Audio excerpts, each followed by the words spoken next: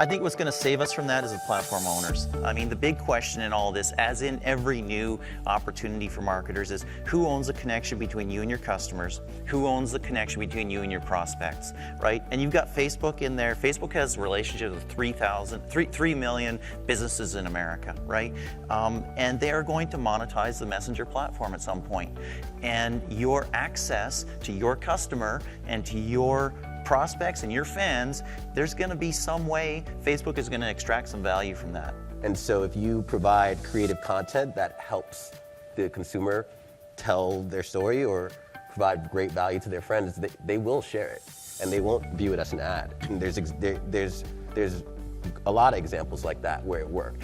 The nice thing about the diversity of platforms is that I don't think there's a one-size-fits-all to this. There isn't a race to sort of create the pop-up ad of messaging and annoy the crap out of people. We're super focused on user control around this. And I think if you look at this as there's discovery and then there's engagement, we're a lot more focused on the idea that even if discovery is more difficult, we have such an incredibly compelling engagement story around that it's worth taking the time to find and build your audience in this kind of an environment, because the lifetime value of that being a friend in the buddy list is incredible.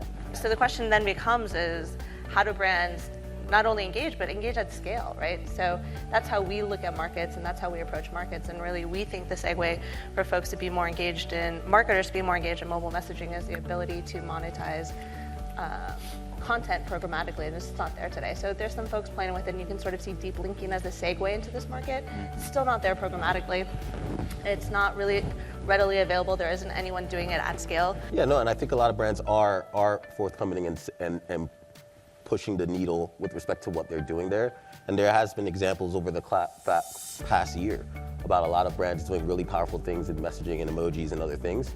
But it's moving it from the innovation area to the real part of the 80% of the rest of the buy. At the end of the day, I think bots are going to be a hugely important part of this space, but it's going to be 20-30% at best of the space. There's no way you can sit in a room and honestly say that the way a brand is going to communicate with a consumer over messaging is going to be by letting a bot do it. That's just not a real thing. Come to think about the messaging apps utilizations, you should refrain from thinking very ad-centric way of thinking. And because we believe that the messaging app like Line, which have a very versatile open API, could redefine the full business process, not just about marketing or branding or advertisement. The brands that figure out messaging right now and jump in with both feet are going to lead the next wave of marketing. There you have it. Ladies and gentlemen, a huge round of applause for our panelists.